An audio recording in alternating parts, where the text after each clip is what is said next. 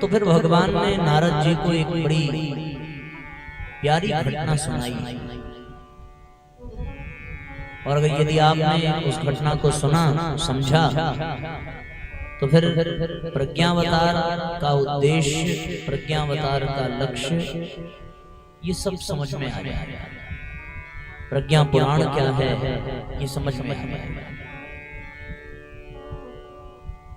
तो भगवान ने नारद जी को एक बड़ी महत्वपूर्ण बात बताई। और बात ये बताई साथियों कि एक बार जितने भी राक्षस हुए उन सब राक्षसों ने एक बड़ी आवश्यक बैठक बुलाई। राक्षसों को देखा है आप लोगों ने? बताओ। नहीं देखा? किसी ने देखा हो तो हाथ उठाओ। किसी ने नहीं देखा राक्षसों को? अच्छा, राक्षस होते हैं ना, ये तो मानते हो।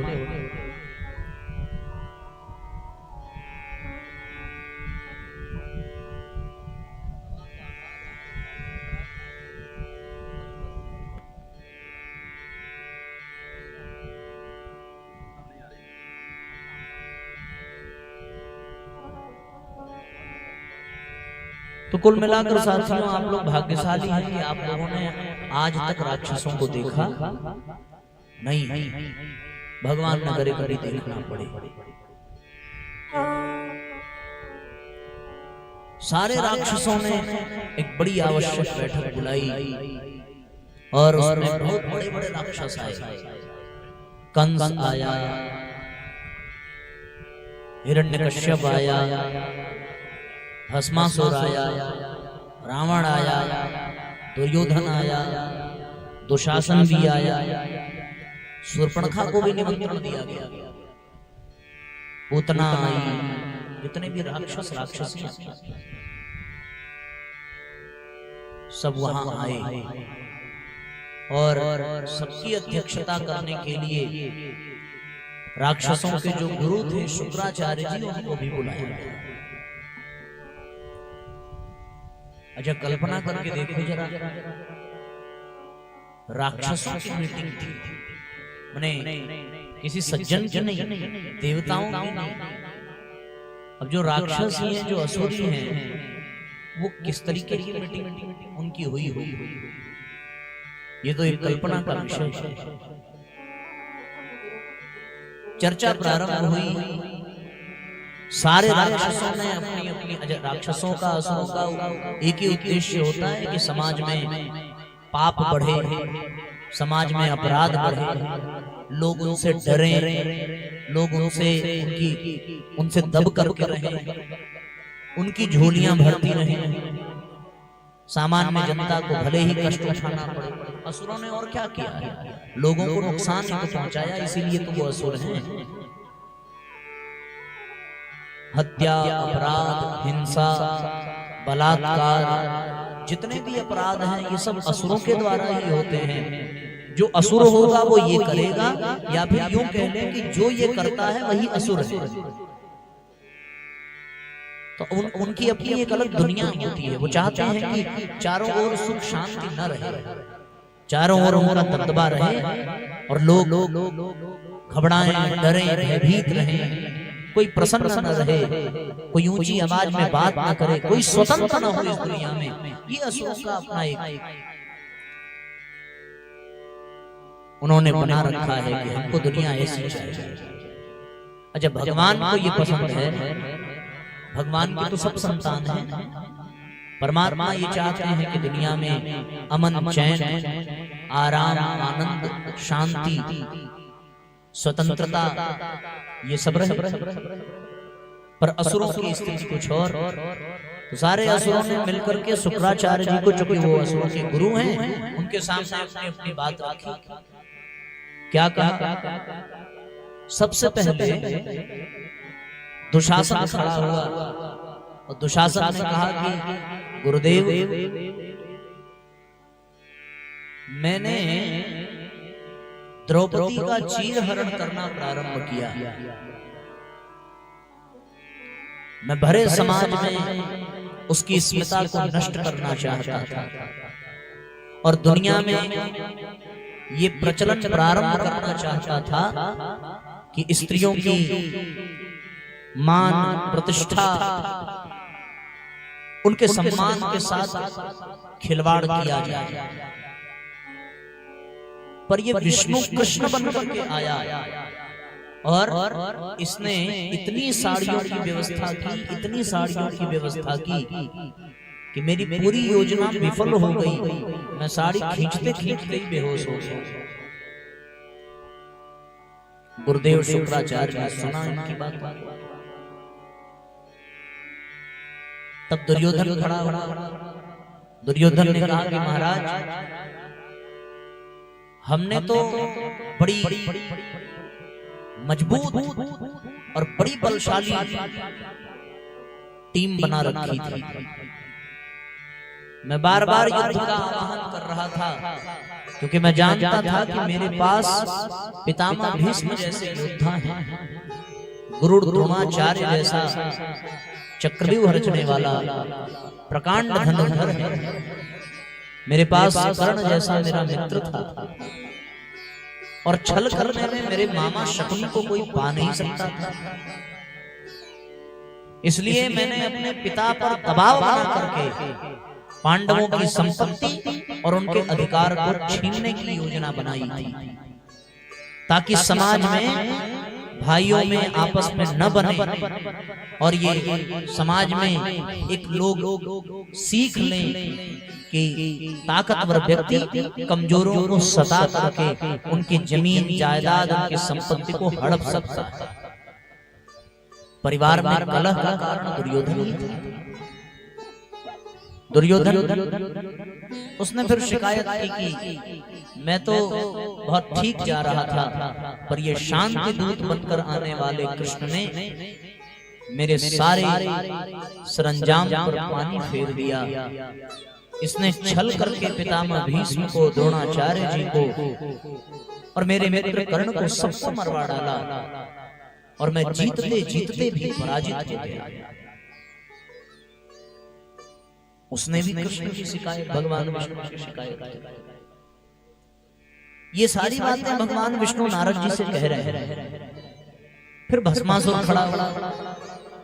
भस्मासुर ने कहा कि हमने तपस्या की और तपस्या करके शंकर भगवान को प्रसन्न किया और वरदान क्या मांगा कि जिसके ऊपर हाथ रख दें वही भस्म हो जाए। और उसके बाद फिर उसने क्या किया? उसने उसके बाद फिर पार्वती जी को देखा, उन पर मोहित हुआ और उनको अपना बनाने के लिए शंकर जी को दौड़ा लिया और शंकर जी भागने पर विवश हुए, क्योंकि वरदान उन्होंने ही दिया था कि हाथ ये रख देगा हमारे ऊपर तो हम तो जल करके नष्ट ही हो जाएंगे। मैं तो शंकर को पराजित कर ही रही, पर ये विष्णु मोहिनी रूप धारण करके आया और इसकी वजह से मेरी एकाग्रता, मेरा ध्यान भटका और इसने मुझे नृत्य के जाल में ऐसा फंसाया कि उसके साथ नाचते नाचते नाचते नाचते अपना हाथ मैंने स्वयं अपने सिर पर रखा और जल करके नष्ट हो गया। अगर ये विष्णु न रहा होता तो उस दिन कैलाश पर्वत पर मेरा राज्य होता। भस्मासुर के बाद हिरण्यकशिप ने अपनी बात रखी कि नरसिंह बनकर के मुझे मार डाला।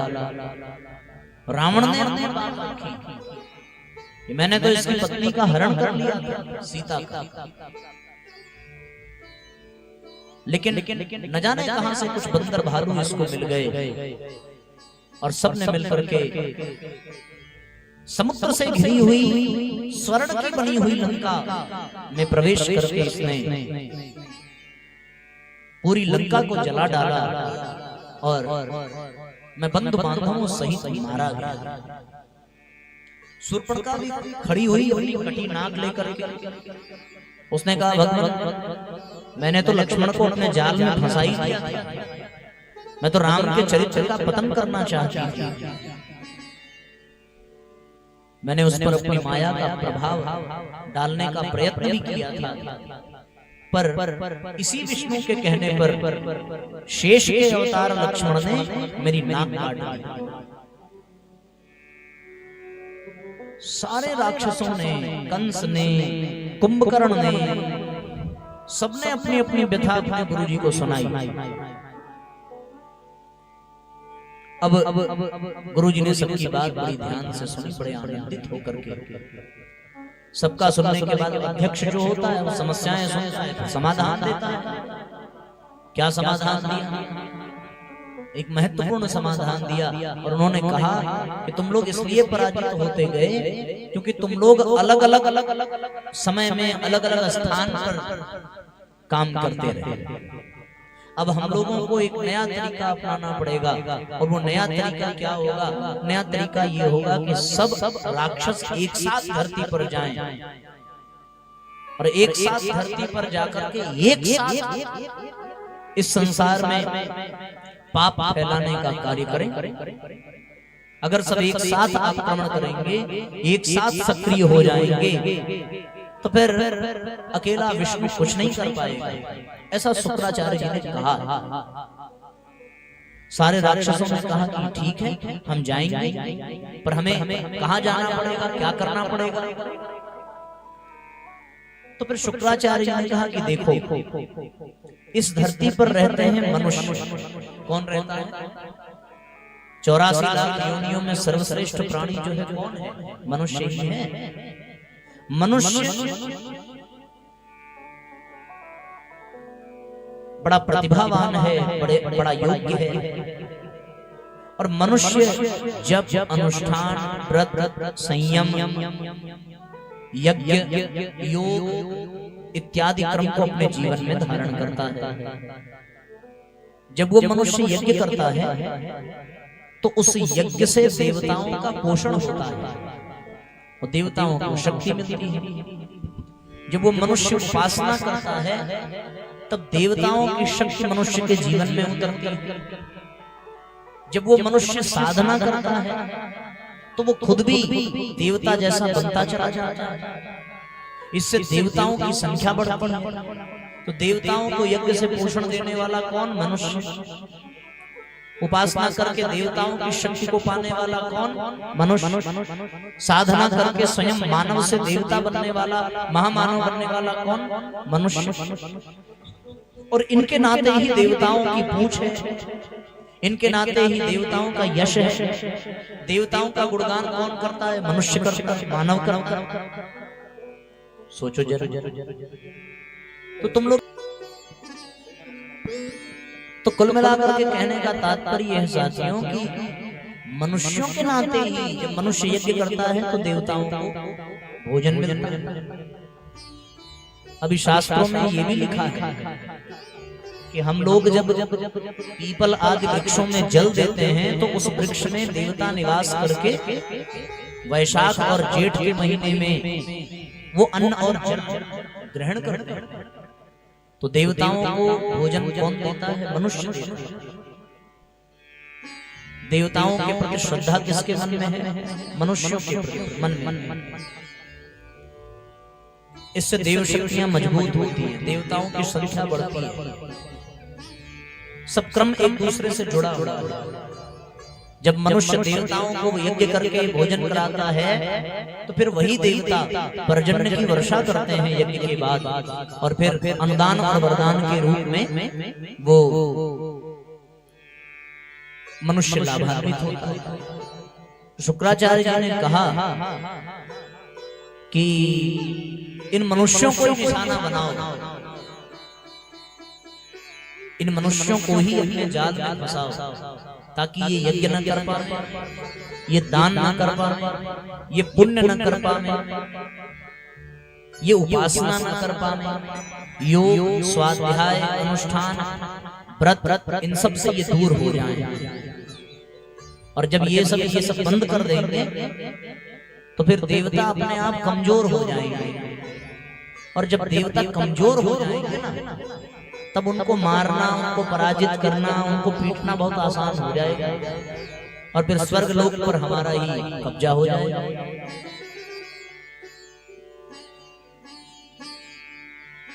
तो फिर उन राक्षसों ने गुरुदेव से पूछा, शुक्राचार्य जी से, कि ठीक है, बहुत बढ़िया आपने बताया, हम मनुष्यों को ही निशाना बनाते हैं, तो करना क्या पड़ेगा? तो फिर शुक्राचार्य जी ने कहा कि देखो ऐसा है कि अगर तुम प्रत्यक्ष रूप से मनुष्य के पास जाओगे तब तो वो मनुष्य ही तुम्हें मार मार के भगा देगा, क्योंकि आज का मनुष्य बहुत ताकतवर है, बहुत शक्तिशाली है। आज के मनुष्यों ने मिसाइल बना ली, परमाणु बम बना लिया। आज के मनुष्यों ने देवताओं को अपने वश में कर लिया। आज का मनुष्य उड़ना जान गया, आज का मनुष्य तैरना जान गया, आज का मनुष्य कुछ भी कर सकता है। बताओ कर सकता है? पक्षियों की तरह नहीं उड़ सकता, पर हवाई जहाज का मनुष्य नहीं बनाया। पानी में तैर नहीं सकता, पर पनडुब्बी बनाई। हाथी से ज्यादा ताकतवर तो नहीं है, पर क्रेन बनाई तो हाथी से भी ज्यादा भारी सामान वो उठा ले। इतनी खतरनाक मशीन। और मनुष्य का आप एक चमत्कार देखो, अभी यहाँ बैठा है और यहाँ से हजारों किलोमीटर दूर किसी को भी देख सकता है और किसी से भी बात कर सकता है। ये पावर किसके पास है? आज के मनुष्य के पास है। वो ठंडी में भी गर्मी और गर्मी में भी ठंडी का वातावरण बना सकता है। आज का मनुष्य कितनी भी गर्मी पड़े पर वो एसी बना करके गर्मी में भी ठंडी का मजा ले सकता है। फ्रिज बना करके वो सब कितनी भी गर्मी पड़े और ठंडी आ जाए तो फिर वो रूम हीटर और ब्लोअर का यूज करके उसमें भी पसीना पसीना हो सकता है। ये चमत्कार ही तो है, और क्या। तो आज का मनुष्य तो बहुत खतरनाक है। आज के मनुष्य से देवता भी डरते हैं और आज के मनुष्य से असुर भी डरते हैं। सच मानो। तो गुरु शुक्राचार्य जी ने कहा कि तुम दोनों तो मनुष्य के पास तुम सब जाओ, पर जाने के बाद प्रत्यक्ष रूप में मत जाना। अगर तुमको मनुष्यों ने देख लिया तो पकड़ करके पीटेंगे, फिर हमसे मत कहना। तो उन्होंने कहा कि गुरुदेव कोई रास्ता बताओ तो क्या करें। उन्होंने कहा एक रास्ता है कि तुम लोग सूक्ष्म रूप धारण करके जाओ। सूक्ष्म शरीर के बारे में सुना होगा आपने, जिसको वायु शरीर कहते हैं, जो होता तो है पर दिखाई नहीं देता। जिस शरीर में भूत प्रेत पिशाच ये सब होते हैं, अब ये होते हैं लेकिन दिखते नहीं है, क्योंकि इनका शरीर स्थूल शरीर नहीं है। स्थूल शरीर वो जैसे हम लोगों का है, जिसको छू सकते हैं, देख सकते हैं, स्पर्श कर सकते हैं। तो असुरों ने सूक्ष्म शरीर वायु शरीर धारण किया। वायु दिखती है नहीं पर होती है। वायु शरीर धारण कर लिया। चलो एक बात तो तय हो गई कि सीधे सामने नहीं जाना है, सूक्ष्म रूप में जाना है और जाकर के मनुष्यों को निशाना बनाना है। और निशाना बनाने के लिए क्या करना पड़ेगा?